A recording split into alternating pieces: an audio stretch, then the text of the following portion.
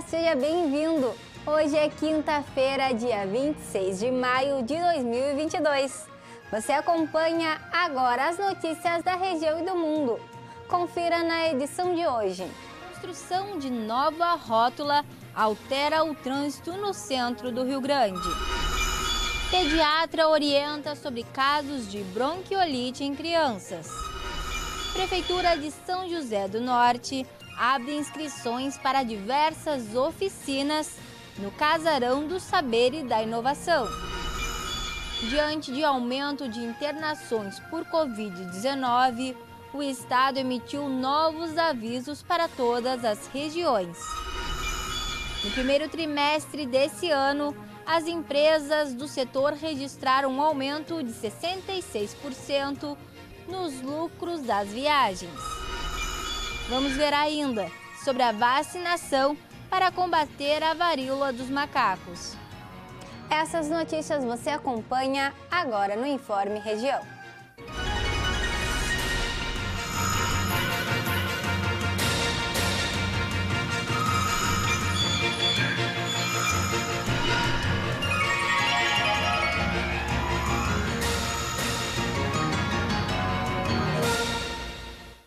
Agora falando sobre o trânsito do Rio Grande.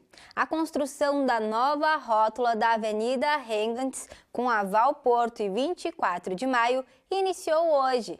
Durante o período da obra, o trânsito irá passar por alterações. Começou hoje o início da construção da rótula no entroncamento da Avenida Rengants com as ruas Val Porto e 24 de maio.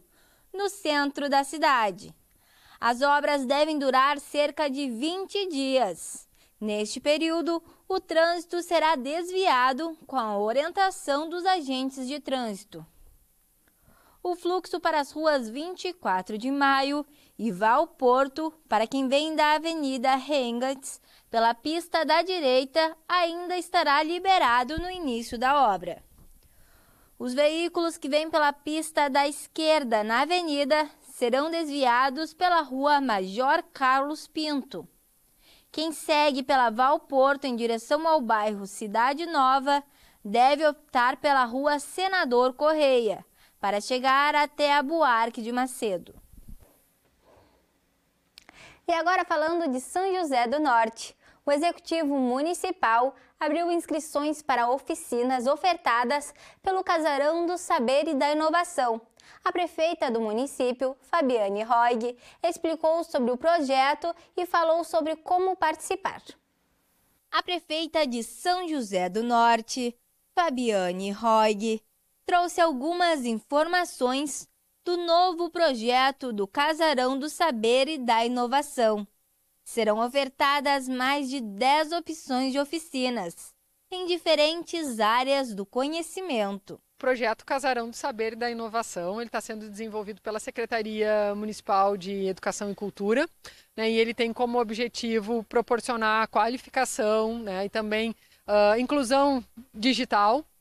A gente sabe que existe assim, muita vaga no mercado de trabalho para essas novas tecnologias e as pessoas não têm a qualificação necessária. Então, o Casarão do Saber da Inovação ele tem, né, esse propósito também de qualificar os nossos alunos. Ele está sendo destinado para os alunos da rede pública de ensino de São José do Norte e está ofertando vagas de cursos de robótica, cursos de programação, cursos de idiomas, né? Vai ter inglês, vai ter espanhol, vai ter curso de desenho, né, vai ter música, né, diferentes, violão, flauta, também coral, infantil, uma série de vagas, né, nos mais diversos cursos, né, e a gente também está firmando parcerias. Uma dessas parcerias é com a Fundação Universidade do Rio Grande, porque a gente também quer trabalhar, né, dentro dessa lógica de inovação com impressoras 3D, né, como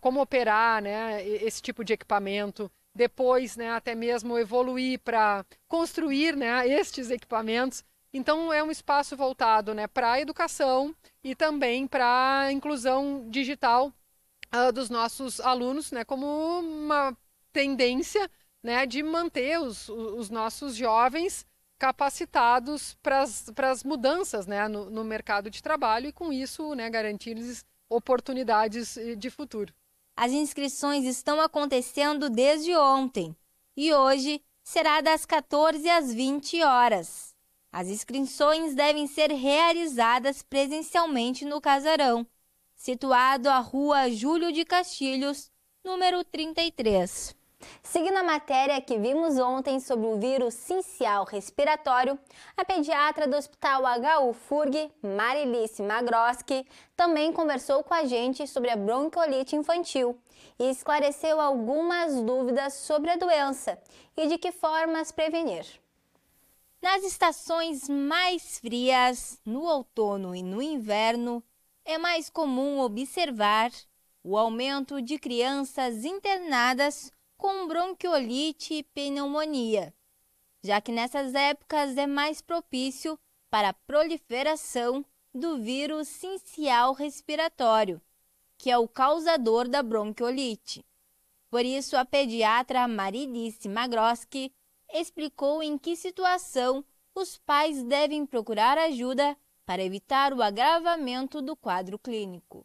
A criança que começa a apresentar um quadro habitualmente gripal, né? Com tosse, coriza, e que evolui com piora deste quadro, começa a ter dificuldade respiratória, dificuldade para mamar, febre mais alta, e começa a mostrar, por exemplo, ficar com as unhas ou o lábio roxinho, né? Que começa a mostrar sinais de que há uma evolução para o pior.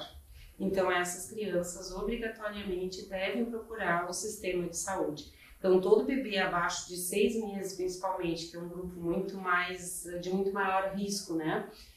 Que comece a apresentar esse quadro, que evolua para essa condição, ele deve ser visto por um médico, seja um médico da unidade de saúde da família, seja um médico socorrista ou pediatra, mas a criança deve ser avaliada pelo risco potencial de gravidade que está se instalando. Marilice informou como fazer o diagnóstico precoce. O diagnóstico da bronquiolite é essencialmente clínico, tá? Dificilmente a gente precisa coletar um exame de sangue para dizer que é bronquiolite ou tem essa necessidade. Então, os quadros de maior gravidade que internam no UTI, esse se faz coleta do antígeno para o vírus sincicial respiratório, que é o que tem de possibilidade, né, no nosso meio aqui. E aí a gente define, então, comprova o diagnóstico, mas ele é essencialmente clínico. Não existe raio-x que te diga que é bronquiolite, não existe um hemograma, então são exames inespecíficos que muitas vezes são feitos. Mas, assim, um raio-x, por exemplo, ele pode ajudar a definir se uma criança fez um quadro agregado, por exemplo, de uma pneumonia, né, que mereça o tratamento de uma pneumonia bacteriana com antibiótico. Então, o raio-x vai auxiliar, mas ele não é diagnóstico da bronquiolite em si.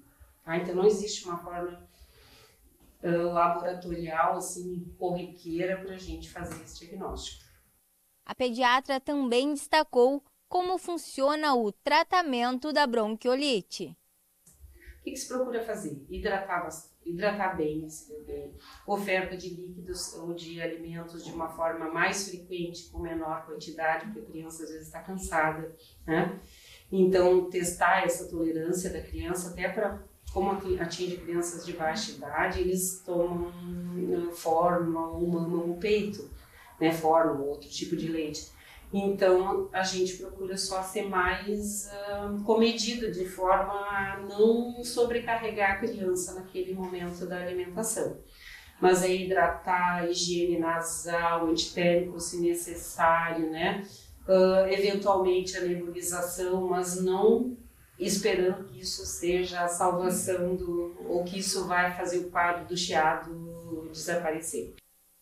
A doutora esclareceu de que forma a bronquiolite pode desencadear uma pneumonia. Na verdade, a pneumonia pode ser uma consequência inicial deste quadro, né? Então, pode haver sim uma evolução ou pelo próprio vírus ou até uma complicação bacteriana que se associe com essa bronquiolite. mas a monitoração do bebê vai ser o que vai nos dar essa informação. E aí, muitas vezes, tem a questão que vai fazer o raio-x, vai fazer o hemograma, vai fazer exames complementares para que se ajude no diagnóstico diferencial do que está ocorrendo com aquele bebê. E ainda ressaltou as principais medidas preventivas. Evitar o contato com crianças doentes, né? Então, está bem correta essa orientação de que a criança doente não deve ir para a escola, não deve ir para a creche, porque isso faz com que haja uma transmissão maior, né? Correto uso da lavagem das mãos, né?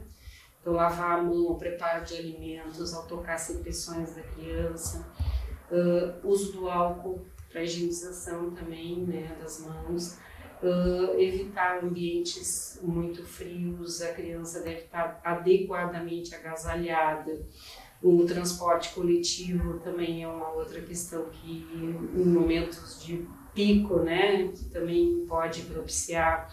Então, basicamente, são situações que a gente pode controlar. O frio já não é uma situação que a gente tenha esse controle total, né? Porque a criança vai reagir muitas vezes à mudança da temperatura e isso independe da nossa vontade. O Rio Grande do Sul registrou um aumento nos casos da Covid-19 nas últimas 2 semanas. O governo do estado emitiu novos alertas para 21 regiões de monitoramento. Pela segunda semana consecutiva, o governo do estado emitiu novos avisos para todas as 21 regiões. Depois de 9 semanas sem avisos ou alertas, os avisos voltaram a ser necessários, devido à piora de indicadores de Covid-19.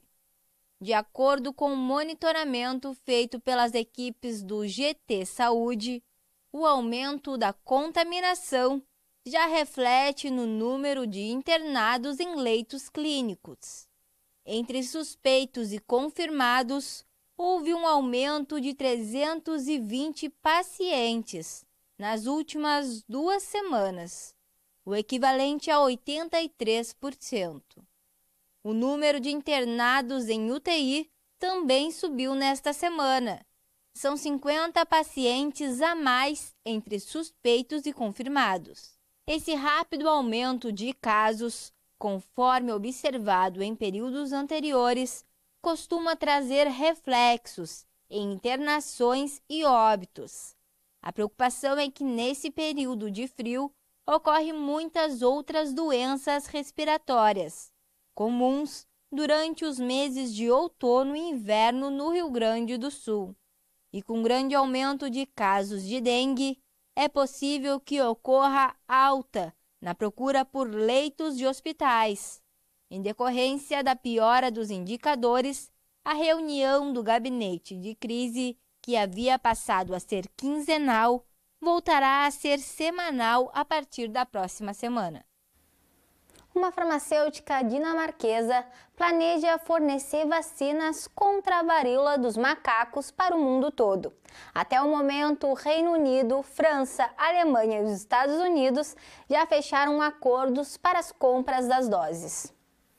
A vacina da Bavarian Nordic foi aprovada em 2009 nos Estados Unidos. Ela possui até 85% de eficácia e pode ser utilizada tanto na prevenção da varíola tradicional quanto para combater a dos macacos. Segundo informações do Centro de Prevenção e Controle de Doenças, os norte-americanos detêm em estoque cerca de 1.000 doses do imunizante e esperam ampliar essa quantidade nas próximas semanas. O país conta com 100 milhões de doses de uma versão mais antiga da vacina contra a doença, que causa efeitos colaterais graves, como inflamação do músculo cardíaco. Inicialmente, a distribuição das vacinas no país norte-americano será destinada a quem tem maior risco de contaminação, como pessoas que tiveram contato com infectados e profissionais de saúde. Apesar da mobilização dos países, a Organização Mundial da Saúde afirmou que não será necessária a vacinação em massa contra a doença,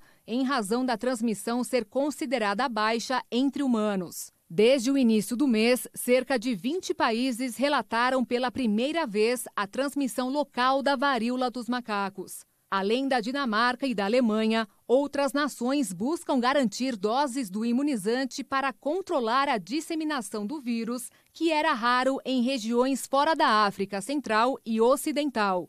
Apesar do Brasil não ter registrado nenhuma infecção, caso seja necessária uma imunização nacional, o país não tem doses armazenadas da vacina. O brasileiro começou o ano de 2022 com mais planos de viajar, fator que contribuiu para a recuperação do setor do turismo, uma das atividades mais afetadas pela pandemia da Covid-19. Segundo a Associação Brasileira das Operadoras de Turismo, no primeiro trimestre desse ano, as empresas do setor registraram um aumento de 66% nos lucros em comparação ao mesmo período do ano passado. Mais de 80% dos destinos procurados são nacionais, com destaque para a capital baiana, Salvador, cidade preferida dos turistas nesse ano, ao lado de Fortaleza, Maceió e Natal. Já entre as viagens internacionais, as principais buscas são por Cancún, Lisboa, Orlando, Paris, Dubai e Egito. A abertura de fronteiras e a queda gradativa do dólar foram os principais motivos para o avanço do turismo internacional, mesmo com a alta no preço das passagens aéreas. A retomada do lazer também foi perceptível no setor de bares e restaurantes, que no mês de abril registrou um faturamento maior.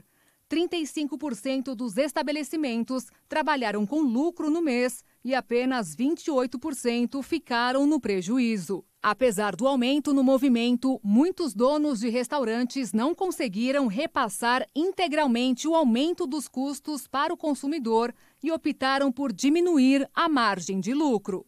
E com essas informações, encerramos o Informe Região desta quinta-feira. Para você continuar com a gente, siga as nossas redes sociais. No Instagram e no Facebook é @tvfarolrs. Se inscreva também no nosso canal no YouTube. Você encontra o nosso jornal completo lá. A todos vocês, uma boa tarde.